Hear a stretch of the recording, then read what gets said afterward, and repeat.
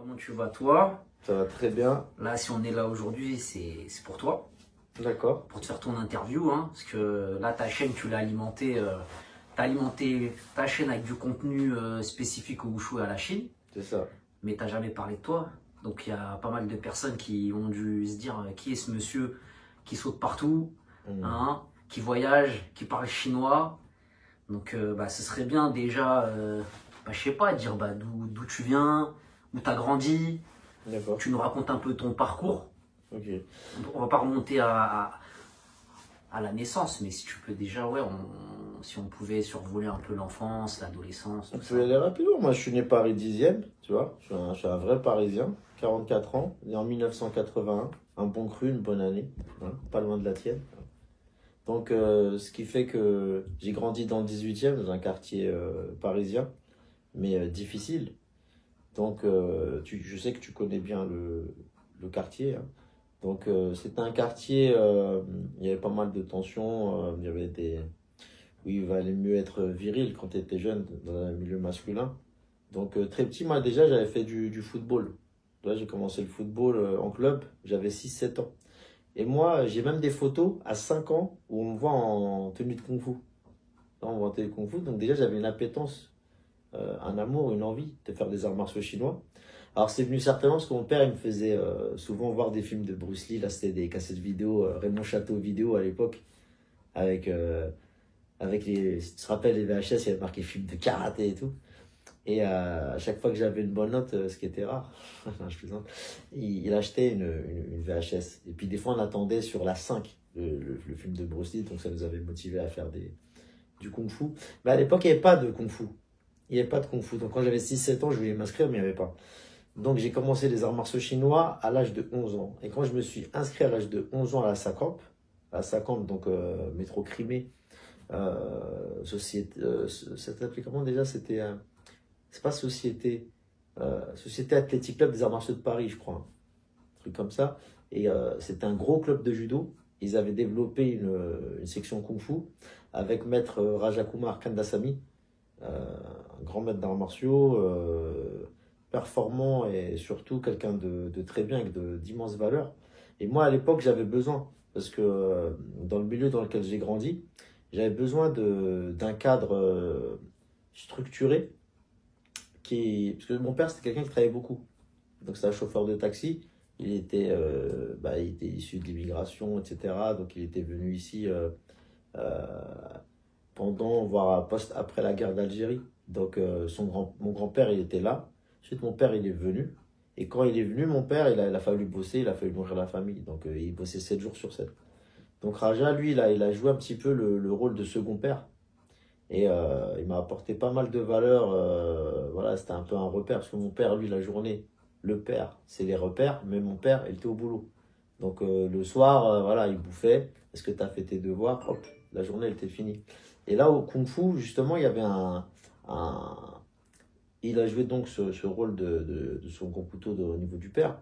Et lui, il m'a apporté autre chose. Donc, une complémentarité.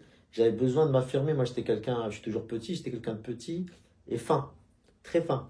Donc, s'affirmer dans un monde où il y avait des gens un peu costauds, etc., c'était pas évident. Donc, le Kung Fu, pour ça, c'était très bien. Et les gens comme moi pouvaient facilement s'identifier à Bruce Lee, parce que Bruce Lee, c'était un petit gars fin. Donc, on peut facilement s'identifier à cette personne. Je ne pouvais pas m'identifier à Schwarzenegger ou à Sylvester Stallone, même si ça motivait aussi les films de Rocky et de Jean-Claude Van Damme et tout après. Donc, ces gens-là aussi, après, ils ont apporté une motivation différente, hein. Surtout que moi, j'avais déjà commencé les arts martiaux à l'âge de 11 ans. Ça, dans les vieux films des années 90, il y avait pas mal de séquences d'entraînement motivantes avec une bande son attrayante et tout. Donc ça nous a non seulement motivés à s'entraîner, mais aussi motivés à faire du cinéma. Toi, qu'est-ce qui a fait que justement tu as eu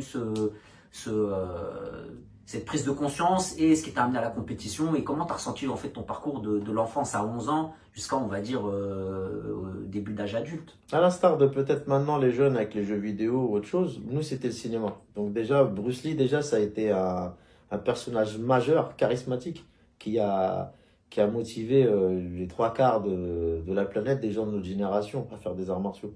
Donc déjà, il avait une plastique, il avait une vitesse, il avait un charisme, il avait une vitesse, il avait une fulgurance. Donc déjà, ça m'avait motivé énormément pour bon nombre d'années. Ensuite, on est issu d'un bon cru pour les arts martiaux. On est tombé à une époque où les arts martiaux en France, c'était vachement florissant. Tu vois, il y a eu l'arrivée de la boxe thaï, il y a eu les films de Van Damme, il y a eu pas mal de films d'action qui ont fait que ça alimentait justement cette passion. Ensuite, le fait d'avoir fait du foot avant, qui est un sport collectif, m'a fait réaliser que en fait c'était bien, donc tu apprends des valeurs collectives qui sont intéressantes, mais moi le fait de perdre des matchs à cause d'un tel ou un tel, ça m'embêtait. Donc ce que j'ai trouvé aussi au Kung Fu, parce que dès la première année, moi on m'avait fait faire une compétition en fin d'année, on avait trafiqué, on a fait genre, parce qu'il fallait 2 licences. Il fallait 2 licences pour les compétitions. Et moi, dès la première fin d'année, ils ont grugé. Donc moi, déjà, j'avais fait une première compétition. Donc direct, j'ai goûté à cette forme d'adrénaline, voilà, de nouveauté, qui fait que j'ai aimé. J'ai aimé tout de suite, j'ai aimé. J'ai pas gagné la première, j'ai plus que. Justement, je crois, on m'avait fait participer par équipe. On avait fait un Tao, une chorégraphie, ce qu'on appelle des kata au karaté, là, les trucs qu'on fait dans le vide et tout. Donc on avait fait ça et on avait perdu. On avait fait deuxième. Et ça m'avait motivé, mais à mort, à faire des choses individuelles. Et à la rentrée, je me suis entraîné comme un damné. Dès la deuxième année, j'ai lâché le foot. Parce que la première année, je faisais du foot et le kung-fu. La deuxième année, j'ai lâché complètement le football. Ensuite, dans mon club, il y a eu des mecs hyper intéressants qui se sont inscrits. Moi, c'était ma deuxième année. Il y avait eu à l'époque mon pote Tarek, il y avait mon pote Gabé Sidir que je salue. Bref, il y avait vraiment une équipe motivée. Ouais, Et Raja, le prof, il était ultra motivé. Il était au top de sa forme. Donc tout ça, ça a joué. Donc, et tout de suite, on est parti faire des compétitions. À l'époque, c'était des combats, ils appelaient ça le Sancho. Bon, ils disaient Sanchu. Mais maintenant, comme tu sais, je parle très bien chinois. Parce qu'après, j'ai été 21 fois en Chine, etc. On pourra en parler après. Donc, le Sancho, la boxe libre. Le Santa aussi, ça veut dire la même chose. San, c'est disperser. Ta, c'est frapper. Donc, vraiment, on faisait du Sancho. Et le Sancho, en fait, c'était du combat libre, mais sans la lutte. Et il n'y avait pas les frappes au visage avec les poings, mais il n'y avait aucune protection. Donc, c'était un peu comme du Kyokushinkai. ouais, parce que je me permets, tu vois, je fais une parenthèse, parce que en fait, les gens qui te connaissent dans l'Wushu, ils te connaissent à travers le Taolu. C'est-à-dire, les gens ne savent pas que tu as eu un parcours avant d'en venir au Taolu. Oui. Ils ne savent pas que tu as eu déjà un début de parcours, justement, dans ce club. Et même sur Paris 18-19e, justement, où tu t'entraînais au combat, tu as même fait t'as fait un court passage en boxe thaï. C'est-à-dire que tu as fréquenté quand même des gens qui étaient issus du combat. Tu en as toujours eu autour de toi.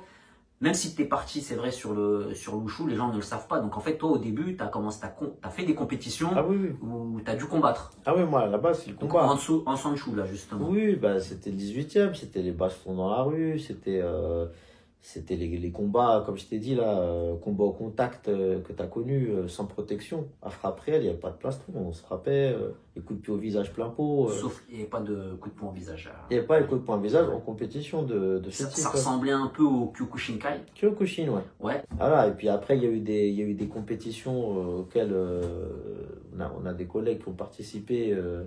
Même toi, des premières compétitions avec les mecs du Yichuan, il y avait du sol, etc. Bon, ça se cherchait un peu, c'était les débuts du combat libre. Daniel Konyam, il a commencé à donner les cours de MMA à l'époque. J'ai des copains comme Christophe Berian, Cyril Rousseau. On appelait Pancras, parce que c'est vrai qu'avant c'était. Pancras. On appelait ça Pancras, Valitudo. Il y avait plein d'appellations, mais il n'y avait pas encore le mot. Il y a eu plein de sports hybrides, donc nous on était là. Donc même nous, moi j'avais fait du sol, je mettais des clés de cheville, des machins. C'était intéressant. Et après, moi, le truc, c'est arrivé à l'âge de 16 ans, moi je faisais Tao et combat. Ouais, donc tu t'es arrêté à 16 ans pour le combat. On m'a arrêté effectivement parce que Zhang Shaoyan, l'entraîneur national qui était coéquipière de Jet Li dans les démonstrations internationales et élève aussi de Wu Bin qui est le prof de Jet Li.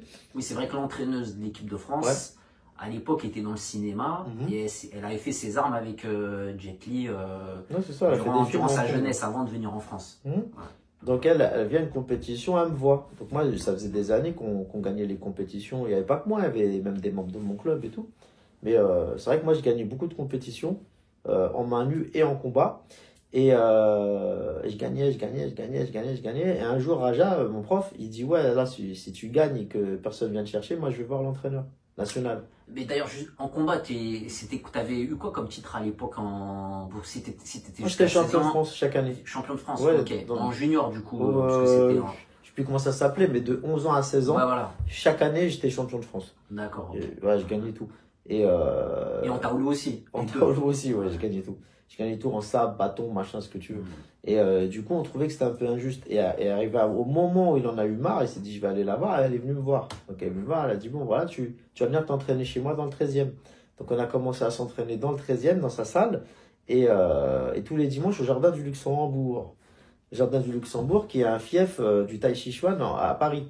C'est-à-dire que là, si vous allez tous les dimanches au Jardin du Luxembourg, vous verrez, c'est historique. C'est comme ça, c'est bizarre, mais c'est un lieu où tous les dimanches, depuis que je suis petit, il y a du tai chi. Les gens s'entraînent en tai chi là-bas. C'est l'endroit où on fait du tai chi à Paris. Donc je vais là-bas et je découvre un univers. Un univers là, pour le coup, typiquement, parce que mon maître il était indien, tamoul, sri-lankais. Donc là, je tombe dans un univers sino-chinois là. Vraiment culture chinoise, Chine populaire, le wushu moderne qui est né dans les années 1920, etc. Qui a été aussi modélisé et au niveau associatif et fédéré par Ho Yuan-Tia. Hein, Ho Yuan-Tia, Jet Li, il en parle dans le film, comment il s'appelle en français, Le Maître d'Armes, que vous pouvez voir.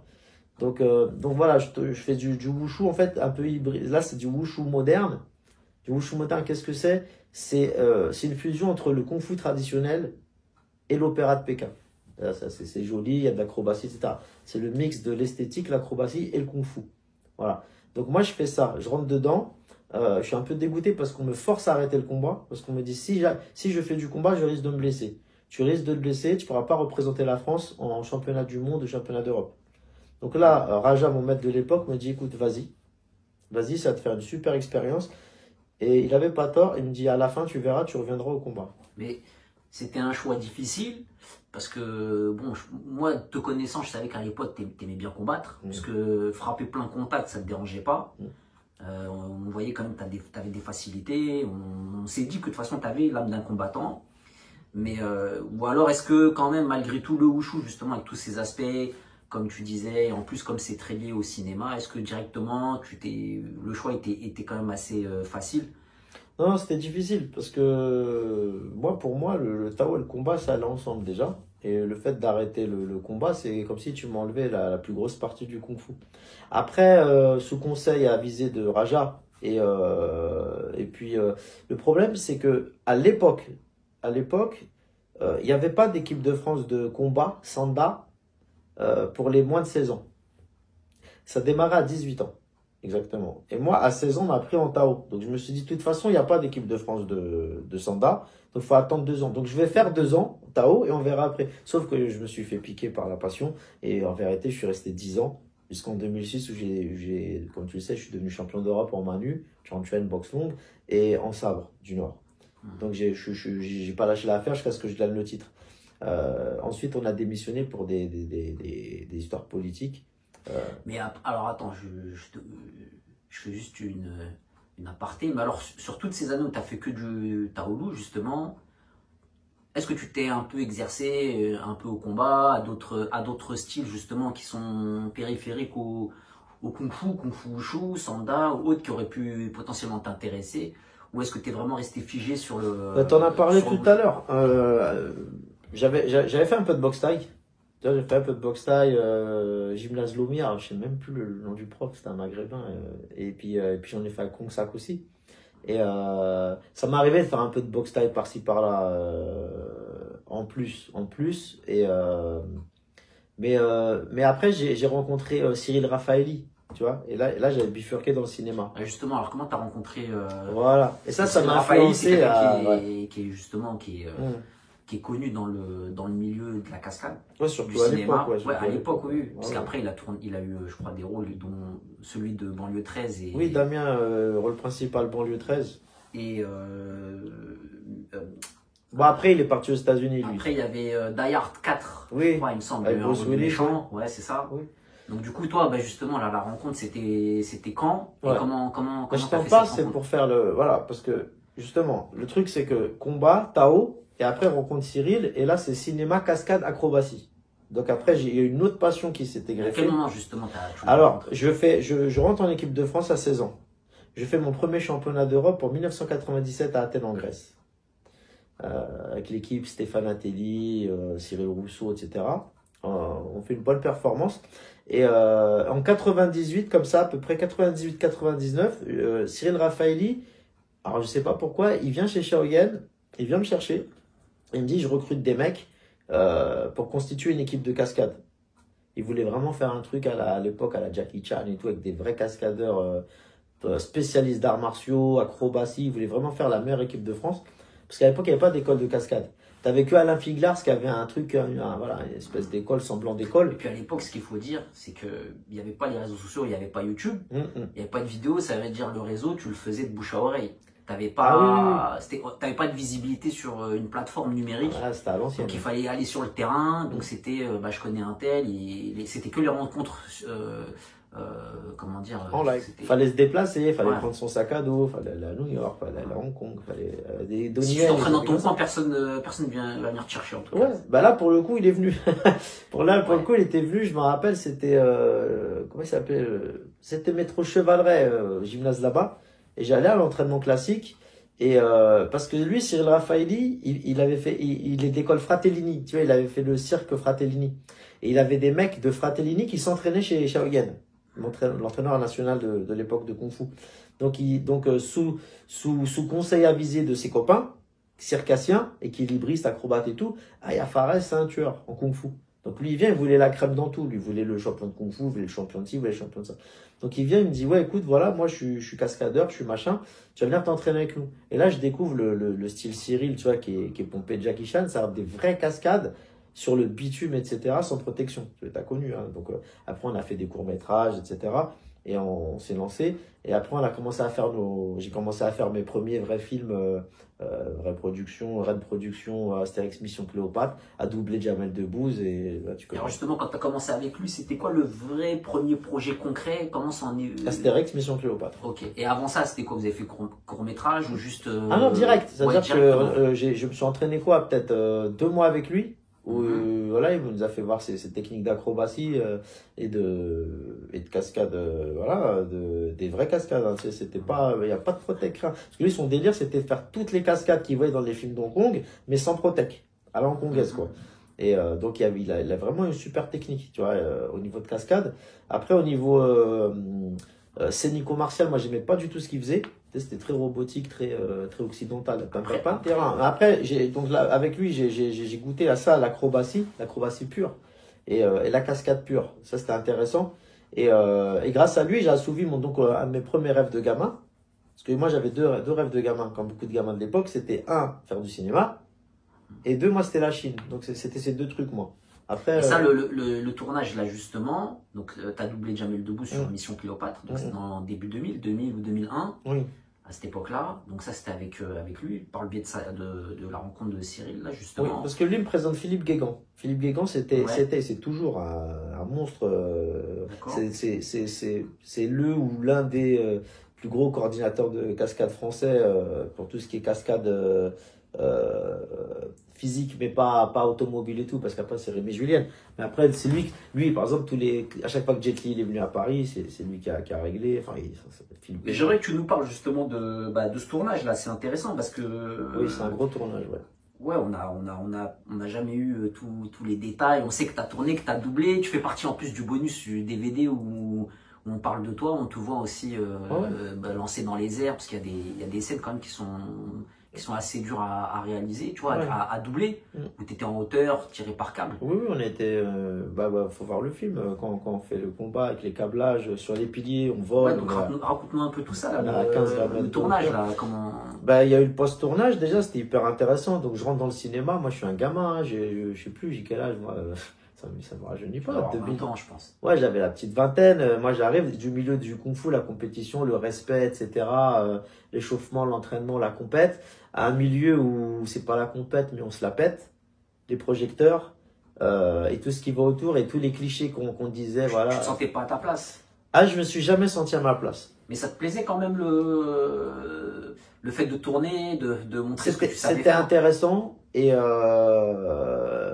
mais non, profondément, j'ai pas aimé. D'ailleurs, c'est pour ça que j'ai arrêté. Moi, j'ai arrêté de moi-même. Hein. C'est bizarre, je me disais, ouais, mais t'es fou et tout, t'étais bien parti, il y avait de l'argent. Pourquoi t'as pas fait ci, pourquoi t'as pas fait ça? Parce que j'aimais pas. D'ailleurs, moi, si je m'étais embrouillé avec Cyril, hein, mais on n'a pas été aux mains, mais ça s'est super bien passé le tournage. C'était la plus grosse production française, Rennes Production. Le réalisateur, c'était Alain Chabat. C'est un mec super bien. Et après, j'ai fait le Marsupilami avec lui. Et d'ailleurs, il sait très bien se rappeler de moi parce qu'on a une anecdote, justement, je t'en parlerai après. Mais non, j'ai encore un super souvenir. La rencontre avec Jamel, voir un petit peu comment il était en réalité. Gérard Darmon, Depardieu, Madeco, Dieudonné. Tu découvres un milieu, un nouveau milieu. Bah oui, non, t'as été comme ça. Et puis j'ai fait 6 mois au Maroc, à Ouarzazate, dans le désert. Okay. Dans des palaces, avec des mannequins, à voir le milieu du cinéma. C'est-à-dire des fois où il y a le tournage, t'es payé à vraiment performer, et des fois t'es payé à rien foutre, à manger des biscuits. Tu vois, c'est un truc, c'est pas la compétition, quoi. Et est-ce que c'était justement à la différence de la compétition, c'est quand même il y a une exigence physique? Est-ce que c'était éprouvant? Est-ce que justement ça demande une rigueur? C'est différent. En fait, quand tu fais une compétition bien organisée ou mal organisée, tu te prépares, tu arrives à la compétition, tu as un ordre de passage, tu sais à peu près quand est-ce que tu vas passer, tu t'échauffes, c'est sérieux, quoi. Le tournage, on te dit de venir à 8 h du matin, ça se trouve tu vas faire ta cascade à 20 h. Tu vois? Et on ne dit pas quand est-ce que tu vas tourner. Hein. On te dit par exemple, ouais, vous allez tourner. Et t'attends 2 h, 3 h. Donc quand t'es inexpérimenté, tu t'échauffes. Ah, c'est bien toi, moi je m'échauffe. Comme la compète, je m'échauffe. Mais en fait, tu t'échauffes, c'est pour rien. Parce qu'en fait, tu passes pas. Et au moment où t'en as marre, on t'appelle. Donc au bout d'un moment, un bon cascadeur, c'est quoi? C'est un mec, il est quasiment capable d'y aller à froid. C'est-à-dire que tu t'échauffes un peu, un petit peu tout au long de la journée, tu vois. Tu sais, pour que ton corps soit toujours un petit peu chaud, tu vois. Mais faut que tu sois. Par exemple, là, si on t'appelle, on dit vas-y, c'est maintenant, tu dois y aller, tu vois. Ouais, donc il y a des risques de blessures, il y a une exigence quand même. Ah oui, voilà. Mais qui est différente. Qui est différente, oui. Tu vois, quand tu vas faire un combat, tu te prépares, à 20 h, tu vas affronter le mec, champion du monde et tout, tu fais tes machins, tes pas lourds, tu y vas et tout, machin, tu y vas, t'es au taquet. Là, c'est comme si, en fait, on te dit, tu viens à 8 h, tu vas combattre dans la journée. Là, t'es là, tu t'échauffes. Maintenant, c'est pas maintenant, toute la journée, t'es comme ça, quoi, tu vois. Moi, il y a eu des trucs comme ça au Kung Fu aussi, hein. Mais là, c'est pire, hein, là, c'est vraiment pire. Donc, à la fin, nous, si tu veux, on était jeunes, donc on était hyper fort en acrobatie et cascade. Moi, tu pouvais m'appeler à froid, je pouvais te faire, un salto arrière, tomber par terre, machin, ce que tu veux, à froid, franchement, pas de souci, quoi. Donc, fallait arriver à ce niveau-là. Et après cette expérience-là, tout de suite après, t'as retourné, comment ça s'est passé ton... 6 mois au Maroc, je fais des expériences, je fais du fric, je vois comment ça se passe et tout, je vois que tu fais des pépettes, tu vois, déjà, je vois que tu rencontres des gens. Mais je vois que le milieu il me plaît pas non plus parce que moi je viens d'un milieu, tu vois, vraiment tu sais, les arts martiaux, la rigueur, le wude, les valeurs spirituelles, etc., enfin beaucoup de choses, et le respect, etc. Et là je vois que la première fois qu'on est parti dans un hangar, c'était les débuts du câblage dans le monde entier avec Matrix et tout, parce qu'en fait ça vient des États-Unis, tu vois, avec le style hongkongais, ça volait, etc. Mais c'est vraiment avec Matrix que ça s'est popularisé. C'est pour ça que dans ce film il y a du câblage. Et là, Philippe Guégan, il commence à ramener ça en France. On commence à faire des tests sur le câble. Et on me dit, vas-y, fais un salto arrière. Tu vois, 5 mètres. Fais un double, fais un triple, fais des cascades où ça vole et tout. C'est-à-dire qu'avant ça, il n'y avait pas de film, il n'y avait pas de câblage. Non. Ça venait de commencer à ce moment-là. Premier en France. Okay. Premier en France. Donc on fait. Et donc ça, c'était intéressant. Et par contre, première fois qu'on va dans le hangar pour faire ces essais, on ouvre un hangar, c'est un truc, tu sais, genre 3000 m², et je vois quoi par terre? 200-300 capotes utilisées, usagées. Donc là, je fais, ah ouais, putain, là je suis choqué, tu fais, ah c'est ça le cinéma, ouais. Tu sais, quand on dit, ouais, dans le cinéma, faut coucher, là, ça a couché. Hein. Et là, je regarde Philippe, je fais, c'est quoi ça? Oh, c'est rien et tout. Il nettoie et on fait des cascades. Donc là, premier choc, tu vois, moi, c'est pas un choc, mais c'est peut-être à 20 ans, et 20 ans de l'époque, pas 20 ans d'aujourd'hui, hein. On n'avait pas Internet, machin et tout. Je vais pas aller sur YouPorn ou machin, tu vois. C'était la cassette vidéo, t'as compris. Donc pour moi, je prends un petit choc. Tu vois, moi, je viens du milieu des arts martiaux. Voilà. Donc là, je fais, ah ouais, c'est ça le cinoche. Et ensuite, pareil, sur les films, tu sais, j'ai vu des trucs. Après, t'as on va parlé pas du rentrer Casa. dedans. C'est un des aspects que t'as Bah, dû voir. quand tu vas en compétition internationale, tu vois, t'es avec des athlètes et des sportifs. Tu me poses la question, je vais te répondre franchement. Tu vois, à la fin, on fait toujours une teuf avec tous les athlètes. Mais c'est soft. Là, non. Là-bas, les mecs au Maroc, ils louent des villas, ils font des partouzes. Tu vois, je vais pas citer de nom. Mais t'as 20 ans, on dit, vas-y, viens, on va manger un tagine. T'arrives, c'est pas un tagine que tu vas. Donc tu t'es confronté à une réalité aussi. C'est le milieu du cinéma, ça fait partie du milieu du cinéma. Mais t'as des mecs, par exemple Philippe Guégan, il va pas là-dedans, tu vois, il fume pas de cigarette, il boit pas une goutte d'alcool. T'as des mecs comme ça, hein. Je dis pas attention à ce que je dis, mais il faut savoir que ça existe, tu vois. Et ça m'a pas plu, tu vois. Parce que c'est un milieu, t'es toujours à côté de la buvette, c'est les strass et les paillettes du show business. Non, mais franchement. Après, ça c'est connu. Mais toi, tu l'as découvert à 20 ans, c'est vrai qu'après. J'étais pas prêt psychologiquement à faire ça. J'avais un ego comme tout le monde, tu vois, de champion, mais de champion, pas d'acteur, pas pour le cinoche, tu vois. Moi, ce que je voulais, c'était voir ce que c'était, en fait, tu vois.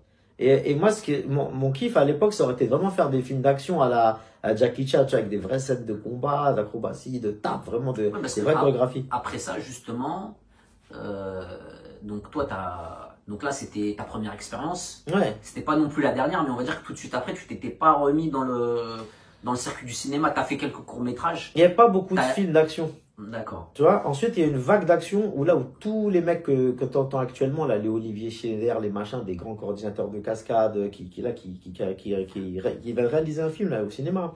Tous ces mecs-là, ils ont fait leur CV à l'époque où, si tu veux, Besson, il a enchaîné les films d'action. Là où j'ai rencontré Jet Li, par exemple, sur le baiser mortel du dragon, moi je l'ai vu performer devant moi. Je l'ai rencontré, j'ai fait des cascades devant lui. Est-ce que à ce moment-là, tu étais cascadeur quand tu l'avais rencontré? Ouais, j'étais cascadeur. J'ai casté pour, ouais. J'ai casté pour.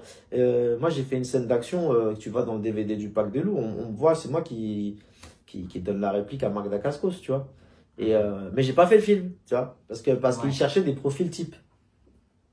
Moi, je devais tourner sur Banlieue 13 et comme je me suis embrouillé avec Cyril, j'ai pas fait Banlieue 13. Et du coup, c'est des potes à moi que j'ai fait rentrer, qui avaient un niveau certes, mais qui ont fait le film. Tiens, parle-nous de la rencontre avec Jet Li, c'est intéressant parce que Jet Li est connu quand même, c'est bien de... Bah, Jet Li à l'époque, c'est une star, il se la pétait un peu, je l'ai vu, voilà, j'ai fait des cascades devant lui, lui il s'en fout, lui, tu sais. En plus, il vient de l'Institut des sports de Pékin, super niveau en kung-fu, c'est pas toi qui vas l'impressionner. Tu fais ce que tu veux, il s'en fiche, quoi. Mais lui c'est un pro, il vient, il fait son film. Par contre, ultra charismatique.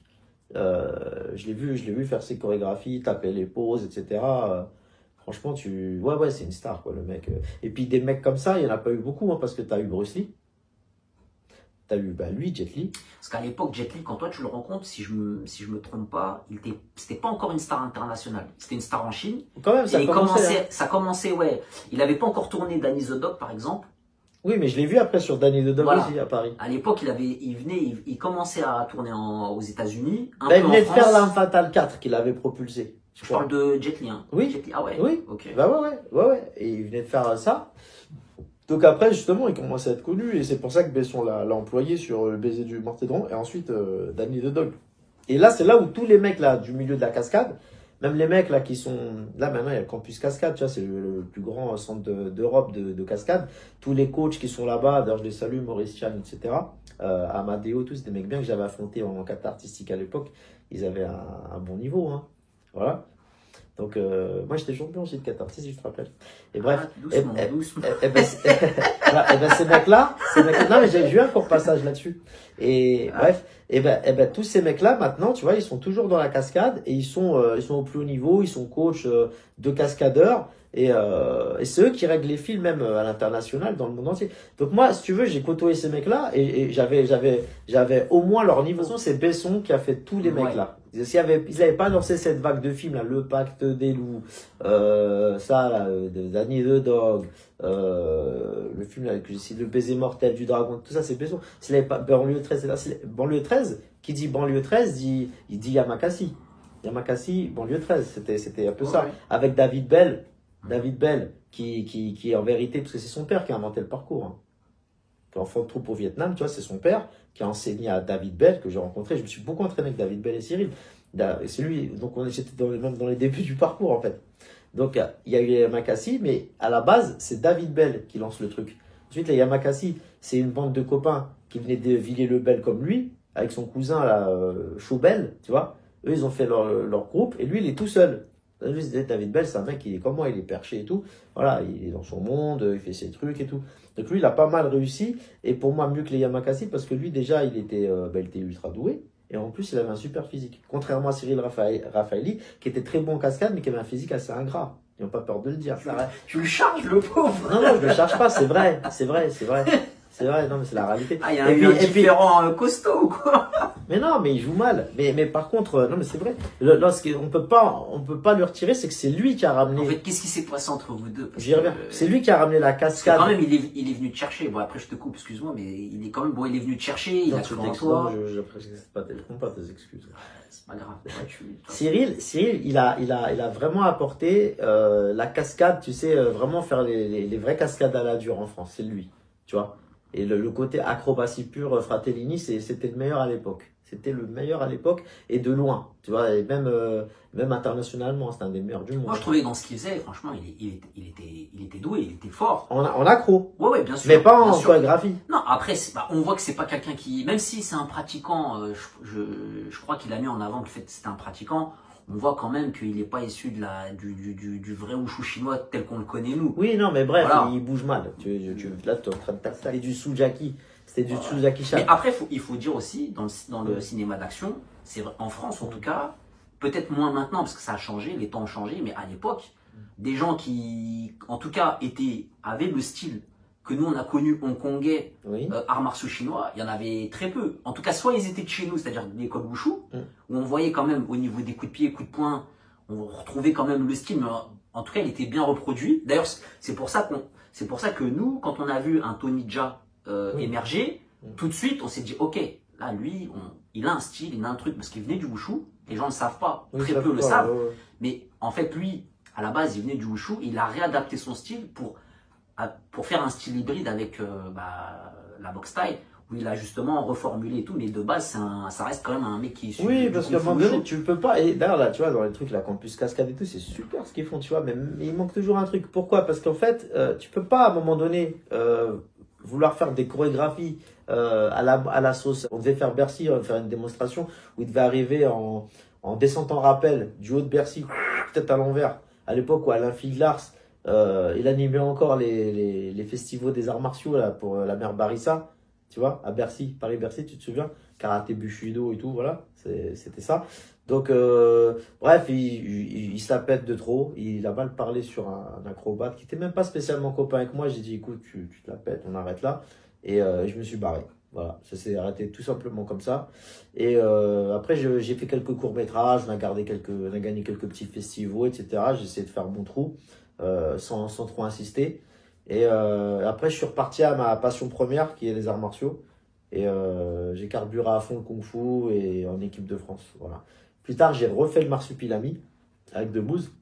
Philippe Guégan m'a rappelé, Alain Chabat, etc. Ils m'ont fait confiance. C'est marrant, on a fait un petit billet, on s'est éclaté en Belgique. J'ai revu Debouze, etc. Ouais, t'as pas une anecdote avec lui là justement? Il y en a plein, mais après, une particulièrement, une fois il nous taquinait un peu, il voulait nous vanner. Il y a les cascadeurs, les machins. Et à l'époque, j'étais un peu musclé et tout. Je l'avais mis un coup de pression, je l'avais roté à la gueule pour lui faire peur. J'ai fait genre que j'avais mal pris sa blague. Et je lui ai dit, écoute, tu te calmes et tout. Il a flippé, je lui ai dit, je rigole et tout. Parce qu'il aime bien rigoler, donc je l'avais taquiné. Et Debouze, c'est un mec, tu vois, moi je le trouvais drôle un petit peu à la télé à ses débuts. Mais en face, il est pas drôle du tout, en fait, parce que toute la journée, il répète ses blagues en boucle. Toute la journée. Donc, au bout d'un moment, c'est relou. Donc, c'était un mec qui était souvent dans sa loge, on ne sait pas ce qu'il foutait, il y avait pas mal de fumée, ça sautait un petit peu là-bas. Et avec ses frères et tout qui jouent au ping-pong. Mais bon, et voilà, je vais m'arrêter là-dessus. Mais ouais, c'est un milieu, comme je disais tout à l'heure, un peu de désinvolture, tu vois. Il y a de la drogue, il y a du sexe. Je sais que tu n'aimes pas quand je parle de ça, mais c'est une réalité. Non, après tu racontes ce que tu veux. C'est ce que j'ai vu. Je ne vais pas rentrer dans les détails de l'histoire. Après, ouais, c'est ça, tu vois. Mais ouais, non, mais ça m'a pas plu, hein, tu vois. Ouais. Je les vois, les mecs sont défoncés. Après, tu as eu t'as une expérience. C'est vrai qu'après, en parallèle du cinéma, t'as fait des petits courts-métrages, t'as eu des prix, vous avez gagné avec une équipe. Ouais, là. Festival Eurasia, je sais plus Voilà, comment ça s'appelle. ouais, Asie Expo, il me semble, c'était ça.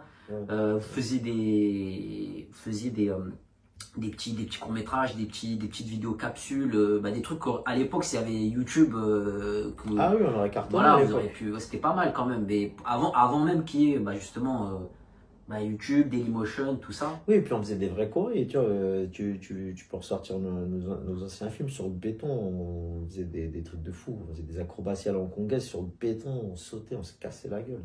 Et tout ça à l'époque, voilà, il n'y avait pas les moyens d'aujourd'hui, il n'y avait pas YouTube, il n'y avait pas machin. Puis même tous les championnats que j'ai fait à l'étranger, tu vois, je sais pas, j'ai fait une trentaine de pays avec l'équipe de France. Donc après, du coup, c'est ton approche du cinéma qui a fait que, du milieu qui a fait que justement, t'as pas voulu pousser plus, en faire ton activité principale. Ouais, j'ai vu, et métier. puis voilà. Il aurait fallu faire comme certains de mes copains, il aurait fallu partir. Moi j'ai choisi la Chine, il aurait fallu partir aux États-Unis. Tu pars aux États-Unis à l'époque et tu te lances. Et puis là, tu aurais cartonné, parce que là-bas, au moins, c'est au mérite. Tu vois, et puis il y a une production cinématographique là-bas. Tu veux faire du cinéma, t'es doué, tu vas aux États-Unis. Enfin, tu vas pas au Sénégal. Ouais, là, tu sais bien, tu relances, tu rebondis bien, parce que justement, la Chine, toi, maintenant, aujourd'hui, tu parles quasiment couramment chinois, je crois. Ouais, je parle couramment, voilà, oui. ouais, tu parles couramment. Et comment en est venu ta première expérience en Chine, ton premier voyage? Comment t'en es venu justement à maintenant, aujourd'hui, parler le chinois, aller régulièrement en Chine? Donc ça, c'est Ouais. bien que tu nous Très en parles. rapidement, moi, j'ai parlé chinois. En fait, première fois que je vais en Chine, c'était pas en Chine populaire. C'est en 99, c'est Hong Kong, championnat du monde. Donc, on fait un championnat du monde où Hong Kong appartenait, c'était encore à l'Angleterre. Après, tout de suite derrière, la Chine a repris. Tu vois, important de le préciser. Donc, ensuite, peut-être 2 ans après, 3 ans après, je pars dans une banlieue de Shanghai qui s'appelle Qingpu. Et je pars avec mon ami Bulen Turan, etc. Et on fait un entraînement à Qingpu, Wushu Xuexiao. C'est une école de Wushu à Qingpu, banlieue de Shanghai. Et tu sais, école militaire, machin, tu te lèves à 6h du matin, ils hissent le drapeau, tu t'entraînes, tu cours. Militaire, quoi. Tu fais 6 à 8 heures par jour d'entraînement et 7 jours sur 7. Hein. C'est école d'État professionnelle, style communiste, tu vois, à la Rouskov. Et ça m'a pas tellement plu, tu vois, je n'ai pas kiffé la Chine à ce moment-là.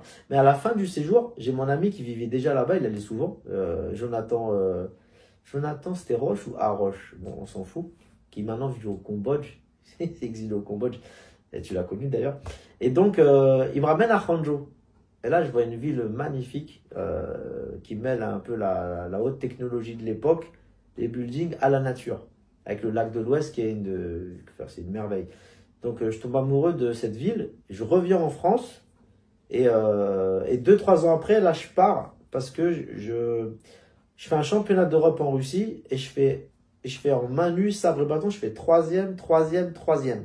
Et là, je dis à Dan Schwartz, qui était responsable des équipes de France à l'époque, je lui dis, écoute, là, je suis au max. Je m'entraîne à fond.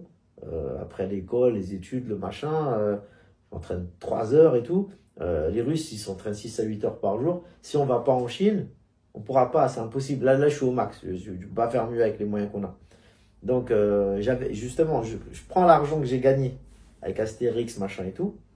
La fédération, de par aussi le billet de Dan qui a un peu insisté à l'époque. Donc, d'après ce qu'il m'a dit, hein, mais bon, je lui fais confiance. Hein, faut pas trop faire confiance au mec de la fédération. Mais bon, il n'y avait pas que lui, mais il y a eu un collège qui s'était réuni. Donc, ils m'ont donné un petit peu d'argent. Mais l'argent, ça payait quoi? Ça payait le billet 2 semaines en Chine. Hein. Et moi, avec l'argent que j'avais glané et que j'avais gagné avec Astérix Mission Cléopâtre, j'ai pu rester 6 mois. Donc, j'ai un ami qui vivait sur place qui m'a introduit dans une école d'État. Tu vois, tu peux pas rentrer comme ça. Donc, je suis rentré dans l'équipe professionnelle du Zhejiang. Le Zhejiang, c'est c'est une province de Chine. La plupart des Chinois de France viennent de la province de Wenzhou. Donc, c'est cette province-là.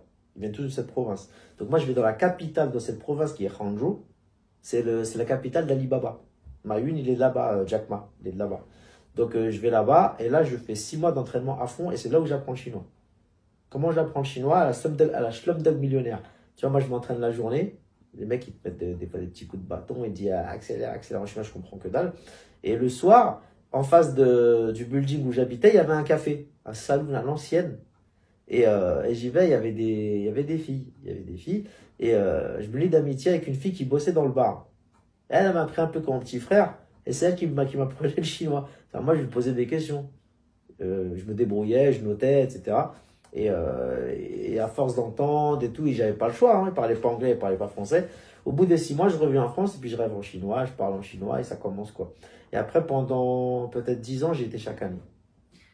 Et comment tu as trouvé justement, parce que bon, là tu es en immersion dans une école de wushu chinoise, donc tu vois la différence entre ce que tu as connu en Europe, en France. Ah oui, non, rien à voir. Donc c'est quoi les différences, qu'est-ce que et comment ça se passait justement les entraînements? Tout. Raconte-nous un petit peu justement comment est perçu là-bas le wushu.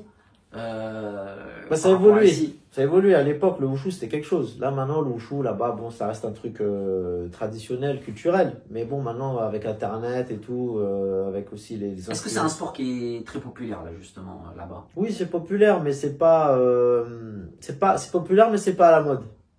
Tu vois un peu le distinguo, tu vois. C'est un truc, c'est ancré, ça restera toujours. Ils en font à l'université et tout, tu vois. Il y a énormément d'écoles. Mais après, c'est pas un sport à la mode. Quand tu fais un sport à la mode, tu fais pas du kung-fu. Tu vas faire du basketball, tu vas faire du hip-hop, tu vas faire de la K-pop, tu vas faire du hockey sur glace, tu vas faire autre chose, tu vois. Tu vas pas faire ça. Et le kung-fu, moi, à l'époque, c'était quelque chose. Par contre, parce qu'il y avait pas grand-chose à part ça. C'est un peu comme nous ici, le ballon et le football, tu vois. Tu sais, t'es pauvre ici, avant, j'étais un ballon, je jouais au foot, tu vois. Ben là-bas, tu faisais du kung-fu. Tu faisais du kung-fu. Et le kung-fu, ouais, ça n'a rien à voir avec ici. Là-bas, déjà, le volume horaire, 6 à 8 heures par jour. Les infrastructures, elles étaient vraiment ultra modernes, la muscu, les machins ultra carrés. Plus la méthodologie qu'ils avaient, tu vois, la science du mouvement, où est-ce qu'il faut relâcher précisément, etc. Et tous les concepts voilà, martiaux qui vont avec, qui sont greffés avec la culture et la langue que j'ai appris là-bas. Là-bas, on fait moins de salam alek. Tu vois, tu arrives à la salle, il n'y a pas de bonjour. Les mecs, ils disent pas bonjour. Ça, c'était un choc quand tu arrives là-bas. Tu as l'impression qu'ils t'aiment pas, les mecs. Tu arrives à la salle, ils mettent leur pompe de kung-fu, ils rentrent, salut, ça commence, c'est parti.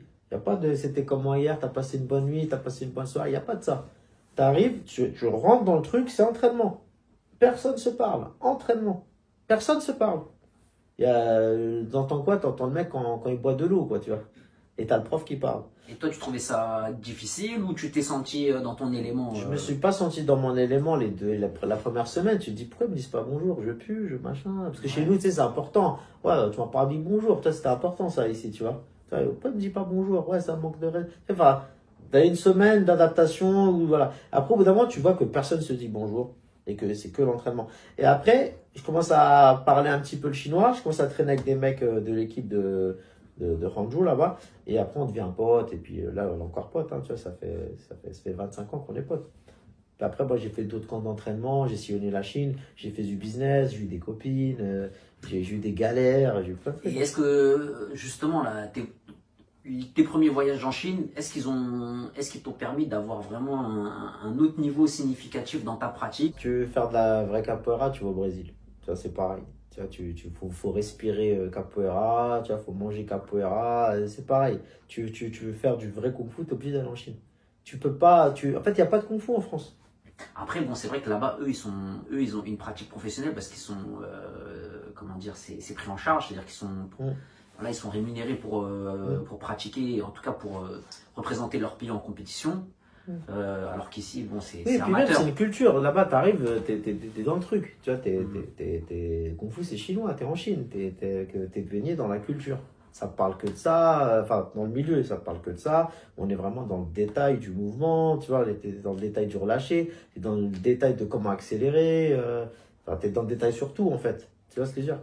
Parce que quand même, bon, il y a quand même des personnes importantes qui ont justement fait leurs armes en Chine, qui ont une plus-value ici en France. Tu vois, tu prends l'exemple de Xiaoyan. Bon, Xiaoyan, voilà, c'est une personne qui a été championne de Chine. Donc, alors, est-ce que c'est justement, c'est pas forcément le savoir-faire. Donc, du coup, c'est c'est l'environnement qui fait la différence. Alors, c'est le fait en fait, le wushu, c'est large. Ça veut dire que pour que tu sois très fort en wushu, il te faut plusieurs profs. Okay. Donc Xiaoyan a plusieurs profs. Donc Xiaoyan à elle-même, elle peut t'a ramener à un très haut niveau, mais va quand même te manquer des trucs. Tu comprends? Parce que tu peux pas avoir. Un prof, il peut te ramener à un niveau.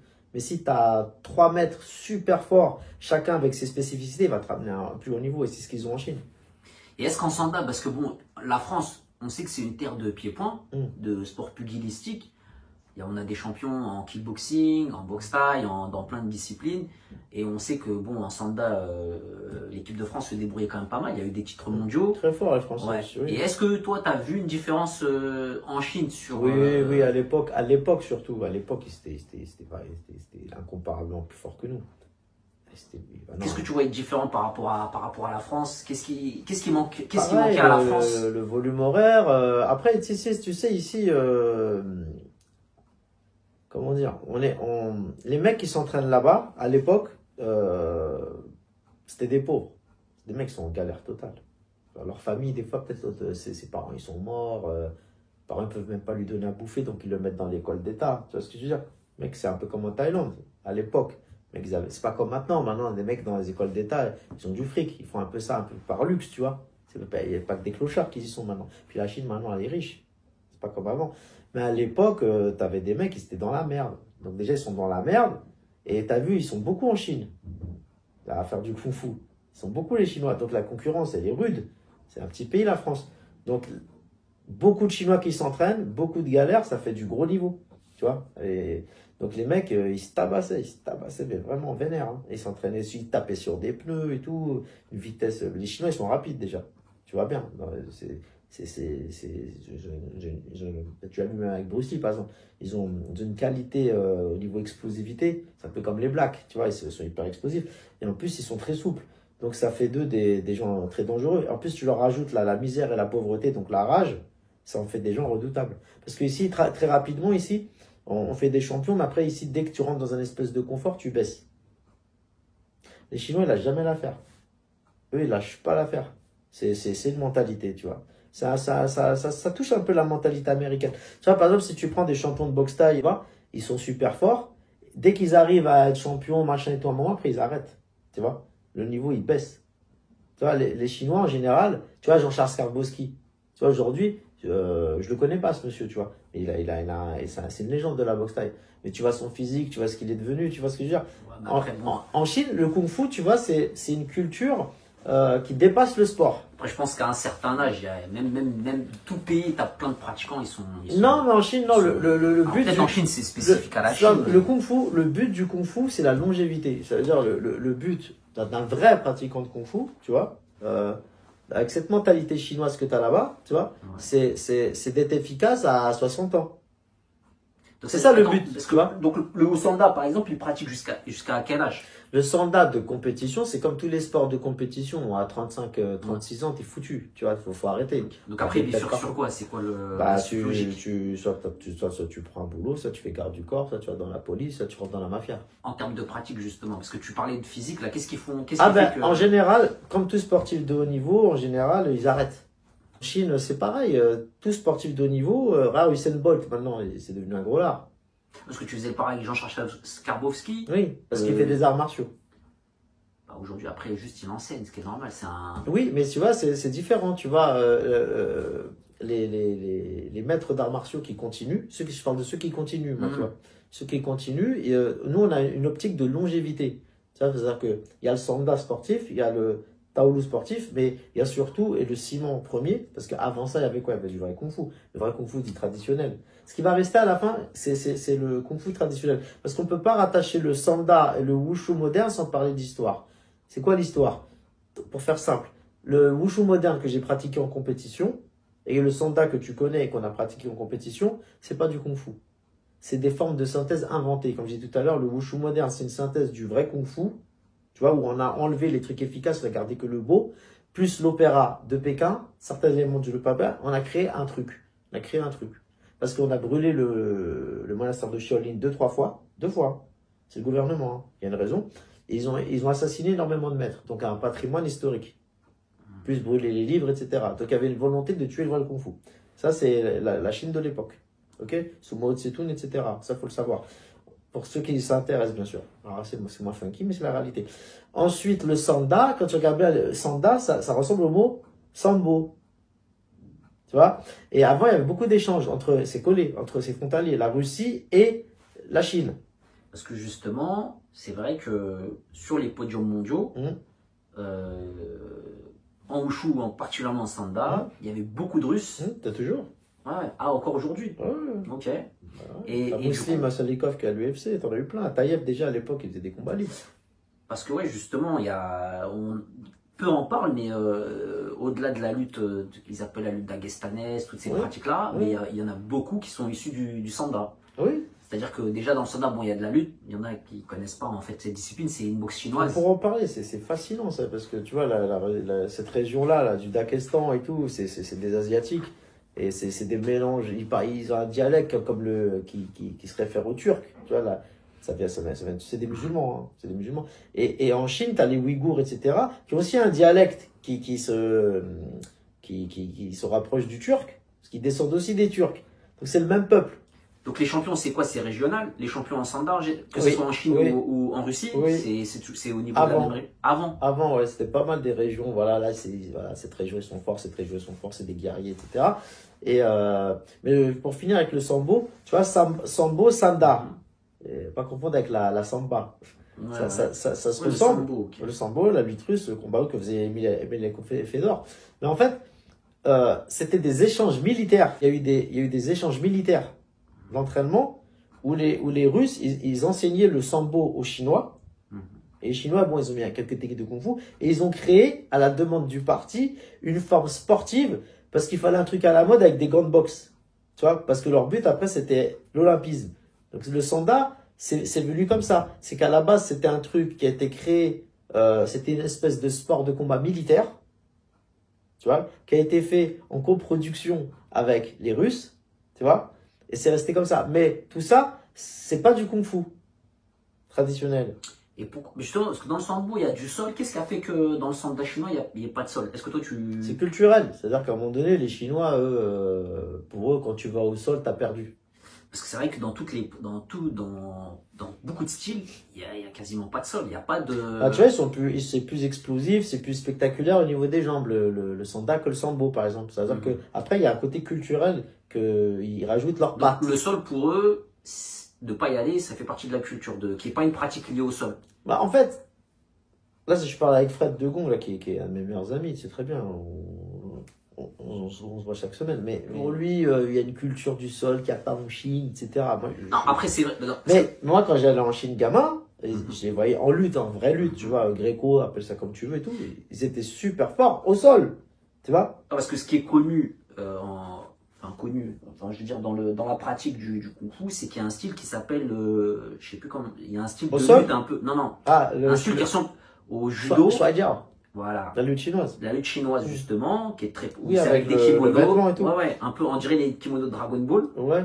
Tu vois, c'est un mix entre la lutte de Pékin, la lutte de Pékin et la Mongolie. En démonstration, c'est impressionnant, mais ça ressemble quand même beaucoup au judo. Dans la pratique, il y a des prises, c'est pas la lutte proprement dit qu'on voit en compétition olympique, c'est pas de la lutte gréco. Les Chinois, ils sont très percussion, tu vois. Très percussion. Mais il n'y a pas d'amener au sol. C'est-à-dire que... Bah si, il y a l'amener au sol. Non, mais il n'y a pas de... Excuse-moi, il n'y a pas de suite, il n'y a pas de combat au sol. Oui, parce qu'en fait, c'est très simple. C'est quand tu vas au sol, on te met un coup de pompe dans la bouche, dans la rue, on t'écrase la gueule. Il n'y a pas de... Je te fais un juji, je te fais une... Je sais pas quoi, une kimura. Tu vois, ils sont pas là-dedans. Pourquoi au Japon, au Brésil, ça le fait? C'est parce que, tu vois, au Brésil, c'est la plage, c'est la terre, tu vois. Tu vas au sol, tu te fais pas mal. Tu vois, tu peux rouler par terre au Brésil, tu vois. C'est la forêt, tu vois. C'est leur philosophie, en tout cas en Chine, de ne pas aller au sol parce que justement... Non, c'est-à-dire qu'ils préfèrent, ils privilégient les coups. Ils privilégient les coups. Les tailles, c'est pareil, tu vois. Ils privilégient les coups. C'est culturel, c'est des préférences, tu vois. Même moi, tu vois, j'ai fait du sol. Je veux dire, ce qui est dommage. Moi, j'aime pas, tu vois. Par exemple, moi, j'aime pas. Tu vois, j'ai fait du sol. J'ai fait du sol, j'ai fait un pied de cheville, j'ai fait un pied de genou, j'ai fait un étranglement, voilà. Mais moi là, puis tu sais que moi j'en ai collectionné des bâtons dans la rue. Puis moi j'ai bossé en établissement de nuit, tu sais, j'étais dans la police ferroviaire, etc. Donc moi je me suis jamais retrouvé au sol à faire des clés de bras et tout dans la rue.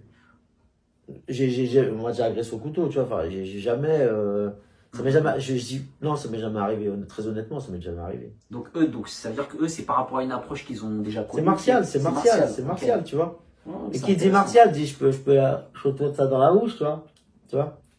Il y a plein de choses que je peux faire, tu vois. Donc c'est pour ça que le Sanda, ils ont décidé, même si c'est codifié, que c'est sportif, Non, le Sanda, oui, on amène au sol, mais on fait pas le combat. Le but du Sanda, c'est que ça soit olympique. Donc ils se sont dit, bon, on va faire un truc joli, un bon système de points, efficace, pim pam poum, mais c'est vrai que c'est un super sport. Oui, c'était en démonstration en 2008 en Chine, mais ça s'est arrêté là. Il n'y a pas eu de. Oui, voilà. Il n'y a pas eu de suite. Et après, ça s'est cassé la gueule. D'ailleurs, est-ce que tu sais pourquoi justement il n'y a pas eu de suite? Pourquoi en démonstration? Ben, l'Olympisme, c'est politique, hein, tu vois. Après, c'est des leviers mondiaux, internationaux. Et voilà, est-ce que ton sport il cartonne dans le monde entier? Oui, non. Est-ce qu'il est pratiqué À l'époque, tu étais en équipe de France. Est-ce que vous y croyez justement Non, les Chinois, ils y croyaient. Moi, j'y croyais pas. Voilà. Ouais. Moi, j'y croyais pas. Pour moi, non. Il n'y avait pas assez de pratiquants dans le monde. C'est trop un sport de niche, tu vois. Un sport de niche. Donc moi, voilà, pour le côté sportif, j'ai entraîné l'équipe de France en 2015 et puis derrière j'ai arrêté. Tu vois, j'ai emmené l'équipe de France en Indonésie. On a ramené une médaille de vice-champion du monde et puis déjà moi j'étais déjà en train de repartir sur le côté combat et traditionnel en Chine. Tu vois. Donc moi, le côté sportif, il m'intéressait plus. Depuis quand il t'intéressait plus à peu près à quelle depuis année? que j'ai rencontré un mec super intéressant en Chine, qui m'a ramené dans des vrais trucs beaucoup plus intéressants que le sportif. On va dire, je sais pas, mais déjà avant 2015, puisqu'en 2015, comme je t'ai dit, je vais au championnat du monde en Indonésie, je pratique déjà le traditionnel. Je reprends déjà le traditionnel vraiment chinois, authentique, tu vois. Et là, allez, je vais donner un chiffre comme ça, peut-être en 2012. En 2012, je commence parce que si j'ouvre mon dojo, tu sais, j'avais un dojo privé au Aubervilliers, chez les grossistes chinois. J'entraînais les enfants des grossistes chinois au Aubervilliers, tu te souviens? Donc, oui, ta première expérience d'enseignement, c'était en 2012 ou avant? Non, m'enseigner, j'enchaîne depuis que je suis gamin, mais enfin très tôt. Mais 2012, ouais, c'est mon premier dojo privé. Dojo privé, ouais. Parce qu'avant, je donnais déjà des cours. Dans la communauté chinoise, justement, oui, d'Aubervilliers. Ouais. Ouais. Avant, je donnais des cours dans le 13e, j'ai des cours pas Cercle Bolivar, Cercle Maillot, Cercle de la Forme. Oui. Enfin, je donnais des cours partout. Mais vraiment, mon premier dojo communautaro chinois, c'était Aubervilliers. Ouais, ton immersion dans la communauté chinoise, en fait, hormis tes voyages en Chine, c'était là. C'était à partir de ce moment-là où tu avais ton dojo, c'est là où tu es vraiment en immersion, tu es intégré. Alors, est-ce que tu as vraiment été intégré dans la communauté chinoise à ce moment-là ou avant? Comment ça se passe? Parce que t'es. Bah oui, non mais là vraiment. Parce que t'es un franco-algérien, bon, il y a des différences culturelles et tout. Comment ça se passe à ce moment-là? Moi, je suis plus chinois qu'algérien, tu vois. Je parle pas du sang là, parce que j'ai été 21 fois en Chine, j'ai pas été 21 fois en Algérie. Je parle mieux chinois que kabyle, tu vois. Ouais, tu parles les deux langues en tout. Oui, mais je parle beaucoup mieux chinois que kabyle. D'accord. Et puis moi, tu m'as à Hangzhou, je me repère. Tu mets à Tizi Ouzou, je sais pas, je connais rien, je sais pas, tu vois, je connais pas. Et comment eux ils te perçoivent justement, parce que c'est pas commun. Franchement, c'est pas commun. Malheureusement, je pense que comme toi, il y en a pas beaucoup. Ouais, les Chinois qui me connaissent, ils me voient comme un Nouache, tu vois, ils me voient, voilà, ils m'appellent Fafa. Ils voient pas un rebeu, ils voient pas un Français, ils voient un Nouache, tu vois. Et mais vraiment, c'est pas un truc bien ou pas bien, c'est comme ça, tu vois. Et moi, j'aurais préféré qu'ils me voient comme un occidental classique, tu vois. Parce que c'est plus exotique, c'est plus facile pour serrer des meufs, tu vois. Parce que quand t'es trop chinois, ça peut être un défaut aussi, tu vois. Tu vois ce que je veux dire? C'est quand tu comprends trop la culture, tu parles trop bien la langue, c'est moins intéressant que quand tu baragouines, tu vois. Quand tu baragouines, ils se disent, ils peuvent te la faire un peu à l'envers. Là, ils peuvent plus te la faire à l'envers, là, c'est moi. Parce que les Chinois, ils te la font à l'envers. Voilà. C'est un autre sujet, ça. Donc, du coup, ouais, t'as ouvert ton dojo à Aubervilliers. Est-ce que, donc là, t'étais... On a fait le festival des arts martiaux avec mon école de l'époque, où j'avais ramené 54 ou 59 petits Chinois. Tu l'as fait combien de fois derrière le festival? 3-4 fois, je sais plus. 3-4 fois, ouais. À combien de fois avec ton club? Non, avec l'équipe 2 fois. L'équipe. J'ai fait avec Stéphane Agnières en kata artistique. Je l'ai fait moi-même, je sais plus, je me vois refaire du sabre. J'ai fait avec mon équipe, c'est-à-dire mes élèves à Bercy. Et après, c'était plus à Bercy, on avait fait comment on appelle ça? Au Palais des Congrès. C'était au Palais des Congrès qu'ils avaient fait une année. Et j'avais fait avec mon club aussi, au Palais des Congrès. Voilà. Voilà pour la petite histoire. Et voilà. Donc ouais, pour revenir juste à l'enseignement et ton approche du Kung Fu traditionnel, donc toi, tu as ouvert ton club, tu t'es plus intéressé au traditionnel et en parallèle, tu enseignais dans ton club à Aubervilliers. Voilà, après, à Aubervilliers, il y avait un promoteur Aubervilliers qui a rasé la zone. Ils ont construit autre chose, donc plus de club. Du coup, moi, j'ai cherché un club. Ensuite, on est parti à Saint-Ambroise, métro Saint-Ambroise à Paris. Là, pareil, petit dojo, tu vois, une petite centaine de mètres carrés, toujours communautaire. Donc là, pareil, j'entraîne les Chinois à fond. Franchement, c'était super. Et puis après, j'ai ouvert des business, des commerces avec la Chine. Et voilà. Et j'ai bossé un petit peu la nuit, etc. Et donc après, petit à petit, je suis parti dans la pratique et dans d'autres types de commerce et de business que les arts martiaux. J'aimerais bien qu'on revienne sur justement le côté là, parce que on a parlé du sanda. C'est intéressant quand tu parlais justement de la pratique régionale du sanda, c'est-à-dire entre la Russie, la Chine, là, cette zone où il y avait où tu parlais des Ouïghours, etc. La frontière, ouais. Ouais, de la frontière. Et du coup, toi, bah, justement, tu as délaissé le wushu de compétition, qui est un peu... en fait, on a enlevé la substance du wushu traditionnel, que toi, tu as retrouvé après par la suite. C'est ça. Ouais. Et du coup, bah, raconte-nous un petit peu justement cette pratique du wushu traditionnel suite à la rencontre que tu as faite en Chine et comment justement tu as cultivé en fait cette pratique. Ouais, bah moi en fait, quand j'arrive à la fin de la partie sportive, j'ai fait le tour, championnat du monde, championnat d'Europe, championnat du monde, championnat d'Europe, entraîneur national, blablabla. Une fois que j'ai fait tout ça, voilà, les doubleries, les machins, les conneries, les sables, les bâtons, les trucs esthétiques, à la fin tu te dis, bon, ben, je fais quoi? Après tu fais, ouais, j'ai entendu parler du tai chi. C'est quoi le tai chi? Est-ce que c'est vraiment un truc de vieux? Est-ce qu'il y a vraiment de l'énergie? Est-ce que c'est du pipeau? Parce que nous on vient d'ici, donc nous on a besoin de preuves. Donc moi, parce qu'il y a un côté, c'est vrai que dans beaucoup de gens... Un côté ésotérique, ouais. Ouais, il y a un côté métaphysique, un peu... c'est pas concret. C'est-à-dire qu'en plus, le wushu, certains disaient que ça ressemblait à de la danse. C'est vrai. Il y a eu des phases. Si tu prends l'époque avant nous, hein, à l'ancienne, ça va pas parler aux jeunes, de Nourdine Zenati, Mustapha Eraspa.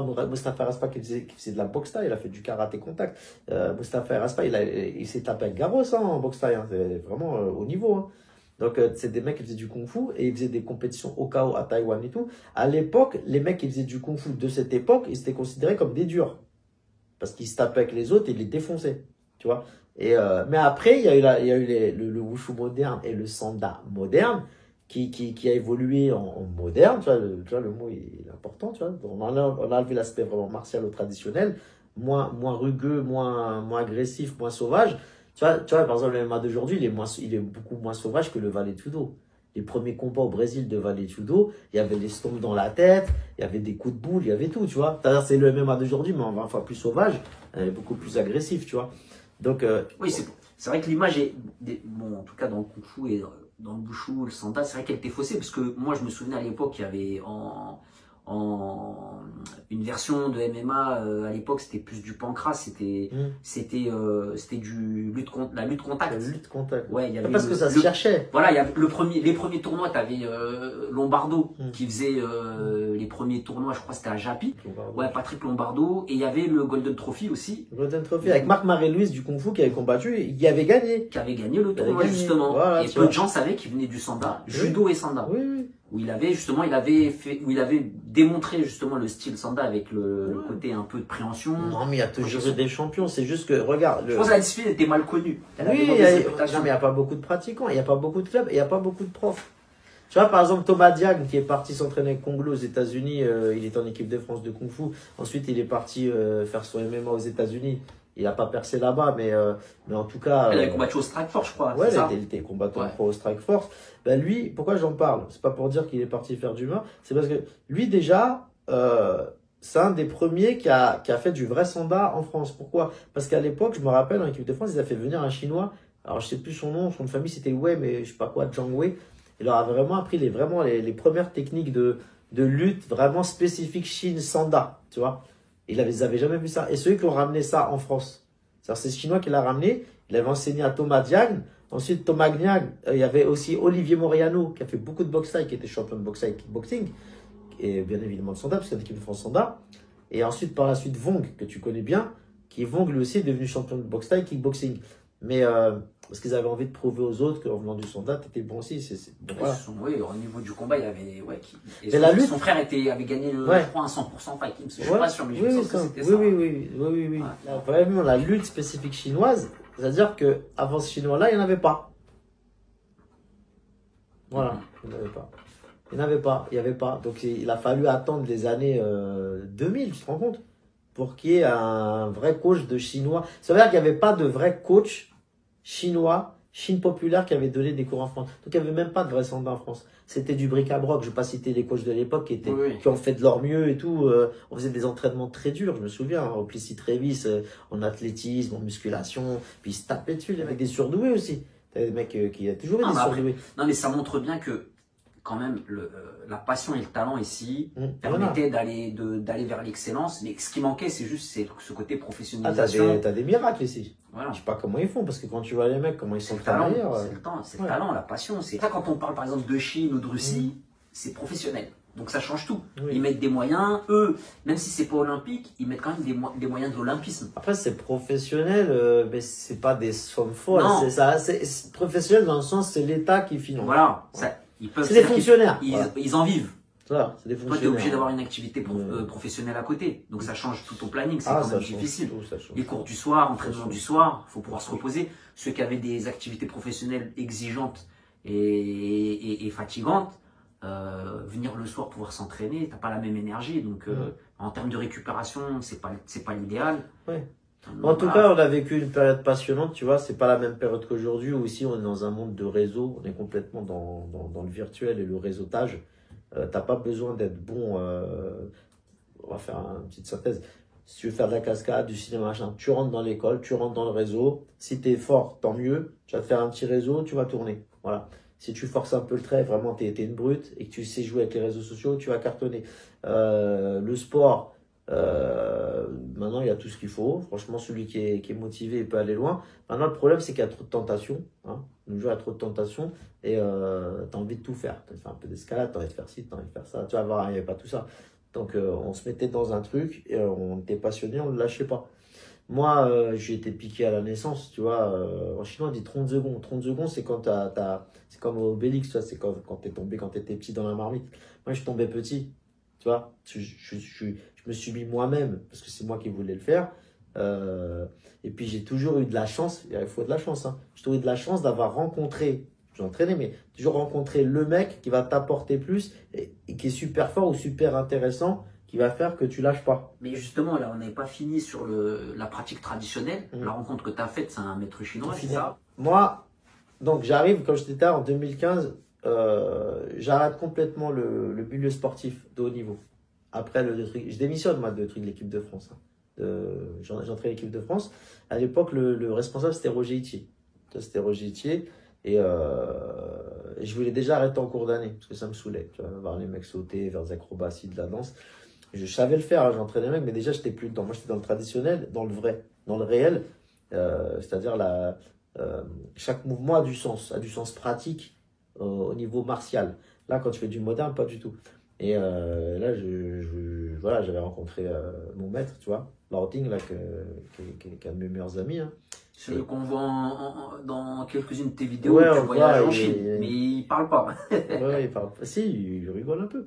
Bon, il vient en France un court moment, c'est là que je le rencontre. Je le rencontre dans un milieu chinois, voilà, ça parle chinois, de kung-fu, tu vois, et on devient potes. Moi, je sais pas à ce moment-là que je connais pas son niveau, on devient potes.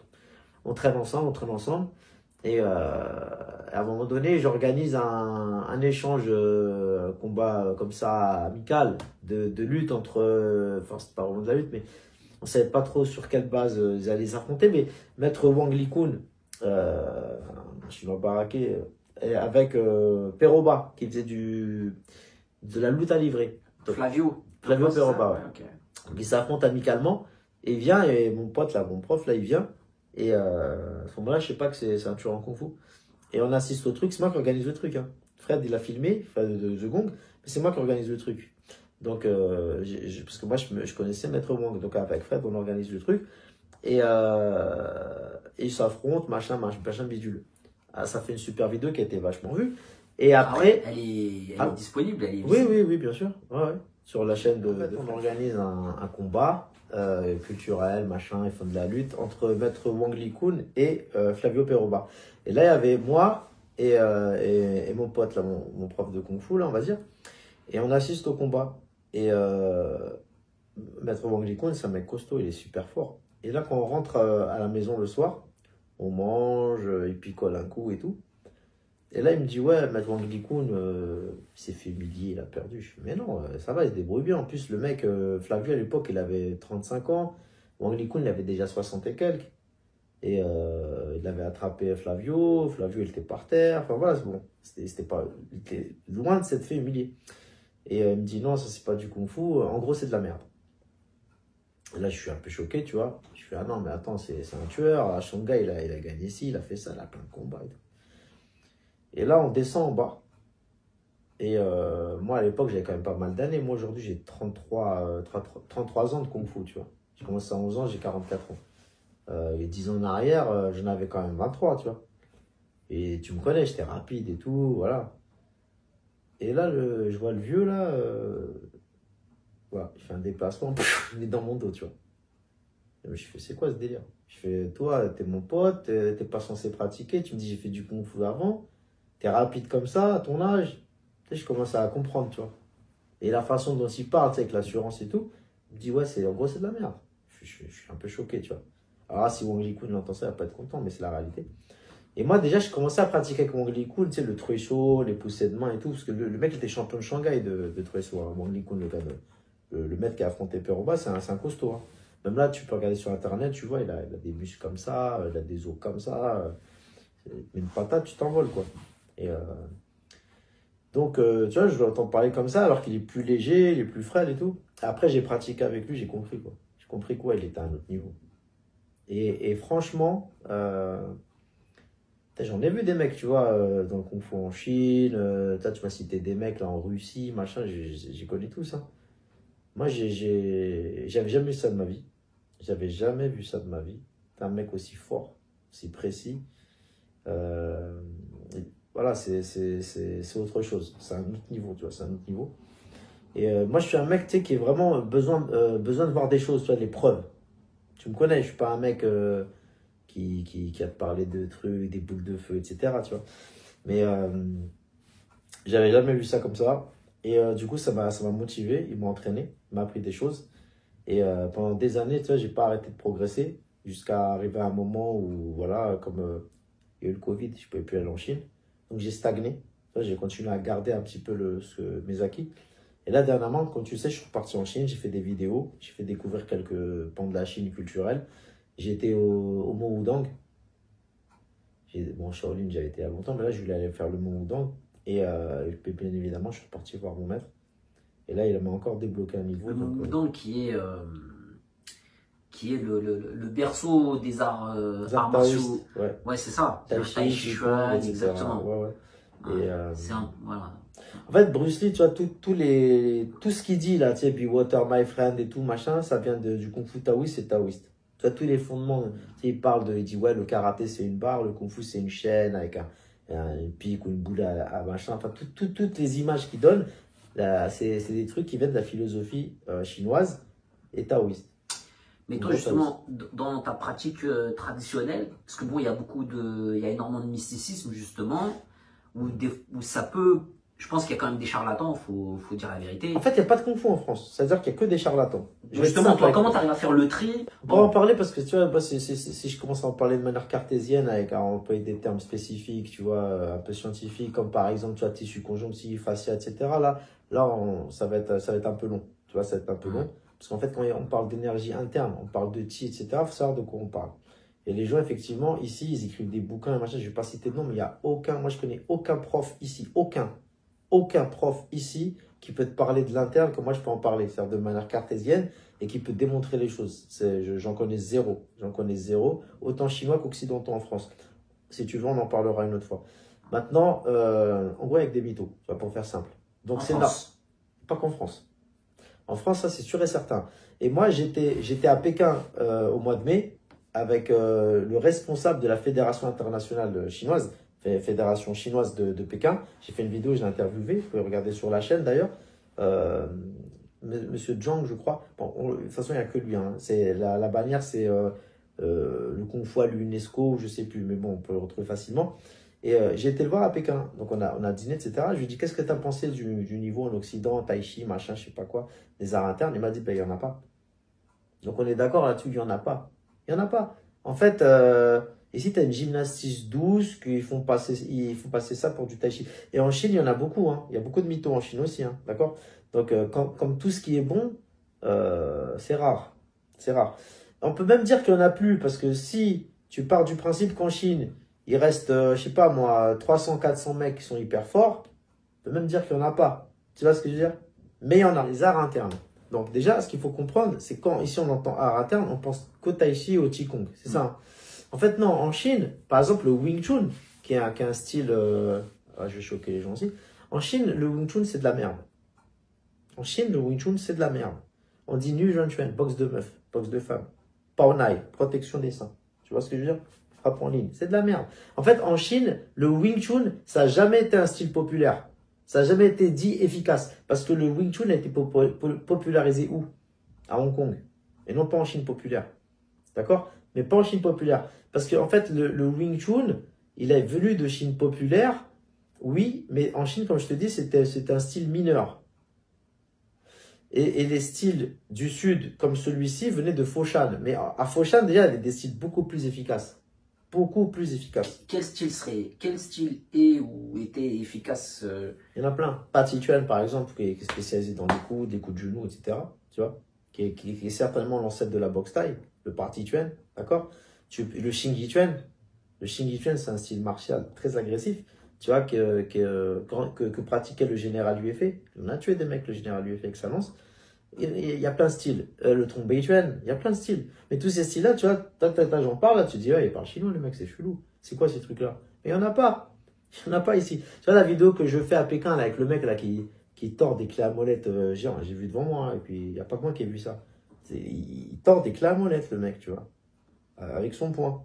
Bon, tu vas me dire, c'est du cirque, mais il faut le faire quand même. Tu vois. Mais ils font pas que ça, les mecs. Ils s'entraînent au combat, ils s'endurcissent, ils font beaucoup de choses. Moi, j'ai vu des trucs que j'ai pas mis en vidéo, bien évidemment, parce qu'ils voulaient pas. Il y a des choses, voilà, ça les intéresse pas de faire sortir ça de chez. Justement, pourquoi ce côté toujours mystérieux? Parce que, en vrai, aujourd'hui, les arts martiaux, si tu veux faire une guerre, c'est pas avec des arts martiaux. Maintenant, on a des armes modernes, on a des bombes. Je veux dire, il y a plein de moyens qui permettent même pas d'aller sur le terrain. Il y a les drones, tu as des moyens électroniques, technologiques qui permettent de faire toutes les guerres que tu veux. Donc, ça sert plus à rien, je veux dire, de cacher le point magique ou autre. Et que du coup, pourquoi continuer de garder ce mysticisme alors que maintenant, on arrive même à démystifier certains arts? Tu as dit un truc vrai. Maintenant, si on fait une guerre, c'est avec des moyens militaires, technologiques et tout. C'est pour ça que les Chinois, quand tu regardes, ils ont investi massivement sur ce point de vue-là.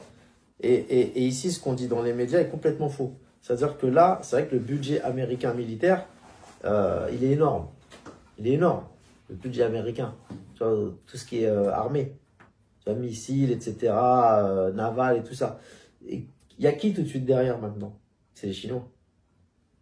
Sauf que les gens, ce qu'ils savent pas, c'est que les Chinois, maintenant, contrairement à ce qu'on dit ici, ils sont pas loin. C'est-à-dire que le budget militaire chinois, il est énorme. Énorme. Il est pas loin du budget américain actuellement. D'accord? Si tu prends les chiffres en Chine. Ok? Et moi, je les crois, les chiffres en Chine. Je ne crois pas les chiffres ici. Parce que moi, je vais souvent en Chine. Ok. Donc là, pour en venir à ce que tu disais, ça, c'est important de le dire aussi. C'est-à-dire que dans la vision martiale des Chinois, la martialité d'aujourd'hui, c'est militaire. C'est pas les arts martiaux, premièrement. Donc, ils vont plus aller sur ce terrain-là. Ok. Les Chinois, ça a toujours été un peuple conservateur. Si tu regardes un super reportage qui s'appelle l'Odyssée de l'écriture, tu tapes l'Odyssée de l'écriture sur YouTube, c'est Arte qui l'a produit, ça te parle de l'histoire de l'écriture dans le monde, à l'époque néolithique, préhistoire, jusqu'à aujourd'hui. Et à un moment donné, il parle de la Chine. Les premiers inventeurs, comme tu le sais, de la boussole, etc., c'est les Chinois. Mais les premiers inventeurs du papier tel qu'on le connaît, c'est un usage comme ça industriel où tu peux te torcher les fesses, etc., c'est les Chinois aussi. Mais tu vas dire, ouais, mais à l'époque, donc ils étaient en avance et ils voulaient garder cette avance et ils voulaient pas que ça se sache. Tu sais comment est sorti le papier de Chine? Le savoir-faire du papier, le secret du papier de Chine, comment il est sorti? À l'époque, il y avait une région, on en a parlé tout à l'heure, avec les mecs là du Daghestan, etc. La frontière entre la Chine et le reste du monde en haut, là, la frontière à l'époque, elle avait un autre nom, elle s'appelait Tala. Il y a eu une bataille qui s'appelle la bataille de Tala. Et pendant la bataille de Tala, sous la dynastie Qing, il me semble, les Chinois, ils ont affronté donc les Arabo-musulmans, tu vois, à la frontière, et les Turcs qui étaient avec les musulmans. Il y avait des Turcs qui étaient avec les musulmans, il y avait des Turcs qui étaient avec les Chinois. Et les Turcs qui étaient avec les Chinois, ils ont trahi les Chinois, et c'est comme ça que les Chinois, ils ont perdu cette guerre. C'est un endroit, si tu veux, c'était pendant la route de la soie. C'était à une époque où ici, il y a la culture chinoise de la médecine qui est sortie, qui est rentrée dans l'Empire islamique, tu vois. Et t'avais énormément de choses là, la soie, les machins, tout en Occident. En Chine, c'était à Tala que ça se passait, tu vois. Et pareil, les arts martiaux, il y a eu des échanges ici, d'où ce qu'il y a eu après chez les Russes, etc. Enfin, il y a eu plein de choses là-bas. Il n'y a pas que des Russes et des Chinois. Hein. Là-bas, c'est un carrefour de business mondial, international, ce que tu veux. Et là, quand ils ont perdu cette guerre, ils ont capturé des Chinois, ils ont torturé. C'est comme ça qu'est sortie la fameuse technique de comment faire du papier. Et en fait, le papier venait de quoi? Il venait d'un arbre, c'était le mûrier. Donc le mûrier, il fallait savoir que c'était de cet arbre-là.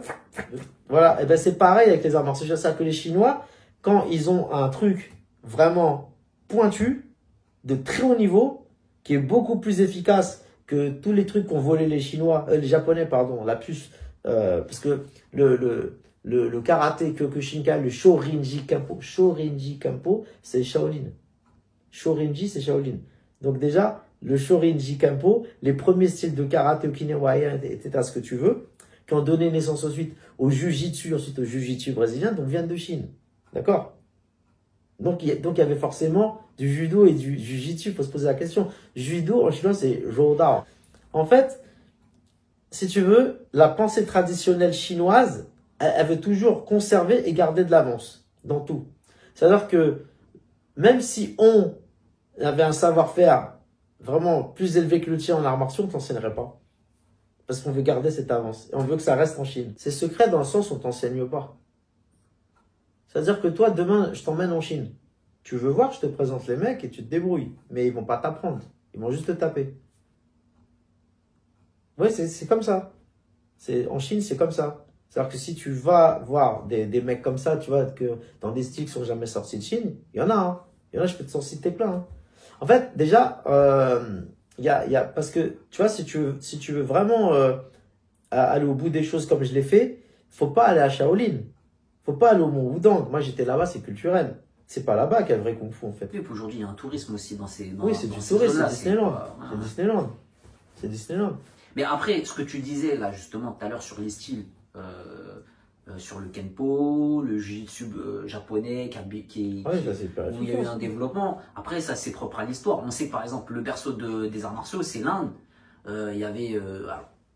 en tout cas, il y avait les arts martiaux indiens qui ont amené après les arts martiaux chinois. Ce qu'il faut savoir, c'est que Tamo Bodhidharma, quand il arrive en Chine et qu'il va à Shaolin, il trouve des moines, tu sais, qui savent pas méditer. Ils sont comme ça, des postures bidons. Donc il leur fait voir des exercices de renforcement. On peut dire que c'est du Qigong, qui vient du yoga. Tu vois, en fait, il leur a appris des exercices posturaux pour qu'ils puissent mieux méditer et soi-disant quelques techniques d'arts martiaux. Sauf que quand Bodhidharma, Tamo, il arrive en Chine, il y avait déjà des empires et des guerres. Donc, il y avait déjà des arts martiaux. Donc avant, ils se battaient avec des épées, des lances, ce que tu veux. Et toi, t'es arrivé, c'est toi qui as apporté le kung-fu. Mais réfléchissez un petit peu. Il n'a rien ramené du tout, en fait, lui. Il a ramené un espèce de Qigong, du yoga. C'est tout ce qu'il a ramené. 3-4 postures de kung-fu. Et comme je te dis, ça a été brûlé 2-3 fois, le monastère de Shaolin, tu vois. Le Wing Chun, en vérité, ça vient de Shaolin. Tu vois, il y avait un anneau, tu vois, dans les vieux films de kung-fu, là, un anneau, là. Un anneau métallique. Tu fais des mouvements dedans, là. Ouais. Tu vois, ça vient de ça, le Wing Chun, tu vois. Après, ils ont inventé une légende, comme quoi il y a une Namui, une nonne, voilà. En fait, avant, ils avaient plein d'ustensiles d'entraînement, dont des mannequins de bois. T'as vu, des fois des troncs avec des longues branches comme ça et tout. Celui-là, avec les petites branches et tout, il est spécifique au Wing Chun, tu vois. C'est un petit truc, tu sais, pour l'appartement, pour la maison, tu vois. Mais bon, après, ils font ce qu'ils veulent. Ils veulent enseigner, ils veulent pas enseigner. Les Chinois, c'est leur problème, tu vois. Après, moi, je suis passionné de Kung Fu. Moi, j'y trouve une efficacité réelle. Ils emmèneront le secret dans leur tombe. C'est déjà fait. Mais même le karaté, tu vois. Il y avait un Français, il est toujours vivant. Comment il s'appelait? Il était cascadeur aussi. Et c'était un tueur au karaté à l'époque. Hein. Il y a un reportage sur Internet, tu peux le voir. Franchement, je sais plus comment il s'appelle. Minéo ou Vinéo, Jean-Marc Vidéo ou Minéo, vous regardez, il était super fort. Et lui, il a des milliers de combats en France. Il est connu. C'est-à-dire que là, tu fais une recherche, tu regardes, et lui, il faisait un karaté martial. Mais un vrai karaté martial. Pas un karaté à la touchette ou machin. Mais regardez ce qu'il fait. Tu verras qu'il y a vraiment des arts martiaux. Il prend une bouteille, il la pète avec ses mains. En fait, il a bossé dans plein de boîtes de nuit, dans le milieu de la nuit, même dans le show business. Donc c'est facile de vérifier ce qu'il dit. Il a des milliers de combats hein, dans la rue. Ça, c'est ça les arts martiaux à un moment donné. Ils mettaient des coups de boule, ils s'entraînaient. Je veux dire, et des mecs qui l'ont vu. Moi, je connais des mecs qui sont profs aujourd'hui. Hein. Et des profs connus. Qui l'ont vu en salle mettre des coups de boule à les mecs et les envoyer à l'hôpital. Hein. Ça, c'était une autre époque. Et tu peux plus faire ça aujourd'hui. Tu peux plus faire ça aujourd'hui. Tu fais ça aujourd'hui. En France de tout temps, il y a eu des génies dans plein de trucs. Comment il s'appelle l'escaladeur français? Tu vois, il est encore vivant là. Il vient encore de. Il a plus de 65 ans. Il vient encore d'escalader une montagne à je sais pas combien de mètres de haut, tu vois. Et ça, c'est le génie français, tu vois. T'as des Français comme ça, tu vois, qui sortent du lot, qui vont vraiment chercher l'excellence. T'as toujours eu. T'as toujours eu. Et en Chine, t'inquiète pas, c'est 5000 ans d'existence ininterrompue, la Chine. Tu vois, par exemple, tu prends les pays du Maghreb, l'Algérie, machin, ce que tu veux, avec la colonisation et tout, ils ont tué plein de pans de notre histoire. La Chine, c'est solide. Tu vois, il y a eu la révolution des boxeurs, il y a eu 12 pays, dont la France, l'Angleterre, tout ça, qui ont essayé là-bas, à l'époque de Puyi, là, celle qui gérait la Chine, l'impératrice, ils ont essayé de diminuer la Chine. Ils l'ont diminué, tu vois. C'est pour ça qu'il y a des quartiers Shanghai, il y a des quartiers par exemple, pardon, à Shanghai français, tu as des quartiers allemands. Qingdao, tout le monde connaît la bière, mais personne ne sait qui c'est qui a ramené la bière à Qingdao. C'est les Allemands. C'était une espèce de colonie allemande, tu vois. Mais ça n'a jamais été colonisé en tant que tel, tu vois. De toi à moi, tu vois, j'en parlais avec Maître Wang Likun la dernière fois. Et là, il a 65 ans, 68, je sais pas. Franchement, tu le vois physiquement, tu te dispiques le mec. Il a des pecs, il a des bras comme ça, il a des os, parce que c'est son style de kung fu, tu vois. Il est pas. Il y a la génétique aussi, peut-être. Et beaucoup d'entraînement. Ouais, il fait des séries de traction, il est souple, il travaille ses techniques, etc. Et lui, il a fait beaucoup de combats. Et aujourd'hui, à l'heure d'aujourd'hui, il le dit toujours. Il dit, et moi je suis d'accord avec cette vision, tu vois, on voit des mecs là qui étaient des anciens champions, et tu vois maintenant qu'ils sont foutus physiquement. Des anciens champions. Après, est-ce que c'est pas aussi leur qualité de vie Oui, et c'est ce que je te dis. Nous, l'objectif des maîtres de Kung Fu, c'est d'être fort dans la durée. Et Wang, il disait, et je suis d'accord avec lui, il disait, moi, je m'en fous que tu étais fort. Hein. Tu sais, dans les années 90, j'ai tapé machin, j'ai tapé Garros, j'ai tapé Dida, j'ai tapé... Ok, d'accord. Mais aujourd'hui, est-ce que tu me tapes? Non. Donc, t'es naze. Aujourd'hui, t'es naze. Tu vois? Et lui, aujourd'hui, il est fort. C'est-à-dire que là, aujourd'hui, c'est pas des légendes. Hein. C'est-à-dire que là les mecs dont je parle, et même moi-même, on existe. Moi, il y a 2 semaines, je ne vais pas citer, j'étais dans un club avec un prof connu. Voilà, j'ai voulu tester certaines choses, tu vois, en face, parce que c'est mon délire, tu vois. On peut pas faire ça partout avec tout le monde, parce qu'après, tu vas tomber sous le coup de la loi, tu vois, il y a aussi ça. Mais honnêtement, j'ai déjà fait ça, et nous, on aime bien faire ça. Tu vois, mais on peut pas le faire avec n'importe qui, n'importe comment. Ouais, te confronter. Après, ça reste quand même bon enfant. Tu te confrontes, mais... Non, mais ça peut virer à pas bon enfant. En Chine, c'est moi où j'allais, ça vire pas bon enfant. Mais c'est assumé. C'est assumé. Vous alliez plein contact, ça que tu veux dire. Oui, mais c'est assumé, on est d'accord. Sparring dur. Oui, c'est qu'il faut que la meuf, elle soit consentante. Ouais, mais après, vous cassez pas des dents non plus. Vous Ah si, protégez, si, faites si. Moi, attention aussi. mon maître, son partenaire d'entraînement qui était plus fort que lui, il a pété les dents. C'est de la bagarre. Ok. Les arts martiaux, c'est de la bagarre. Oui, mais après, dans un contexte où il y a, comme tu as dit, il y a des lois, tu vas dans une salle Faut d'entraînement. être consentant. Ouais. Faut être consentant. Faut que les deux ils soient d'accord. Il faut qu'ils soient dans ce délire. C'est-à-dire qu'à un moment donné, toi, t'es super fort. T'estimes que t'es super fort. Le mec, il est super fort.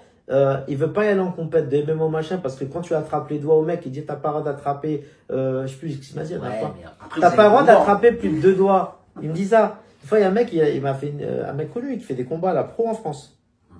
Pas citer son nom. Je vais l'humilier. Il m'attrape, un mec connu, hein. Et je lui attrape les doigts. Je lui attrape les doigts.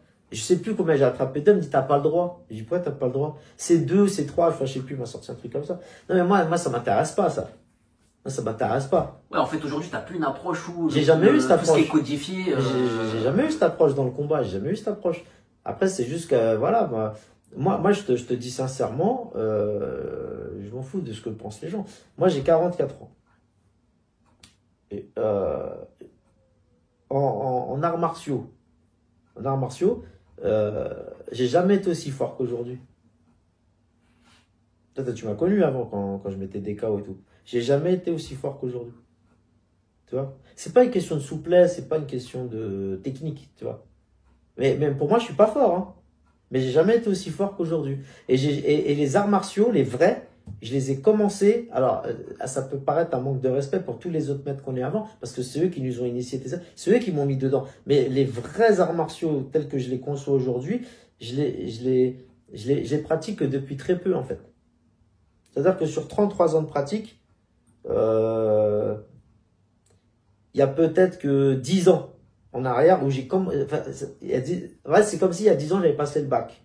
Et après, j'ai commencé à faire des études. Le fameux moment où tu as arrêté l'équipe de France et que... Enfin, un peu avant d'arrêter d'entraîner l'équipe de France, j'étais dedans déjà. Tu vois, j'étais déjà dedans. Mais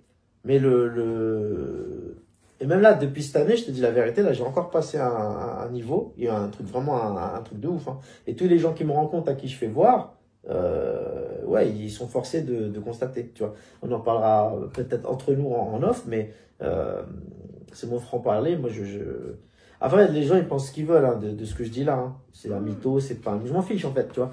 Mais tout ce que je sais, c'est que je suis dans un truc qui me remplit, qui me complaît. On pourra parler aussi plus tard, je sais que tu voulais en parler, mais là, voilà, on peut pas parler de tout. Il y a la santé, c'est que je m'occupe d'autistes aussi, tu vois. J'ai créé un module spécifique où je servais des arts martiaux, mais de santé cette fois, pour s'occuper d'autistes au silence des justes, qui a donné le film Hors Norme, tu vois, avec les frères Nakache. D'ailleurs, on t'a vu dans un petit mini-reportage là sur TF1. Voilà, pourquoi j'en parle, c'est pour dire, la santé, c'est une chose, tu vois. Je m'entraîne pour la santé parce qu'il y a un facteur longévité. Et après, il ne faut pas se mentir à soi-même. C'est-à-dire qu'à un moment donné, il faut s'infliger une rigueur. Le kung-fu, c'est pas ça. Le kung-fu, c'est pas être souple.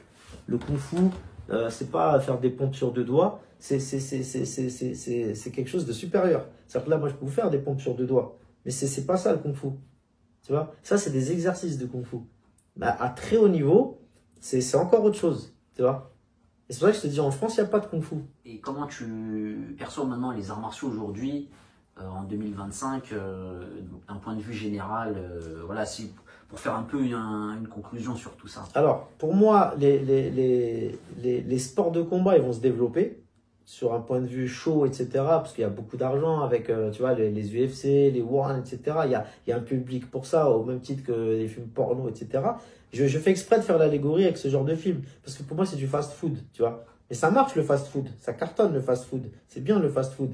Donc ça marchera toujours. Et ça c'est bien parce que ça fait que les sports de combat, les arts martiaux vont perdurer. Maintenant, les vrais arts martiaux authentiques, traditionnels, ils coulent. Pourquoi ils coulent? Parce que pour être très fort en arts martiaux et devenir un maître, c'est-à-dire un mec qui est valable à plus de 50 ans, mais pas un mec qui a été, un mec qui est toujours, tu vois, 60 ans, 70.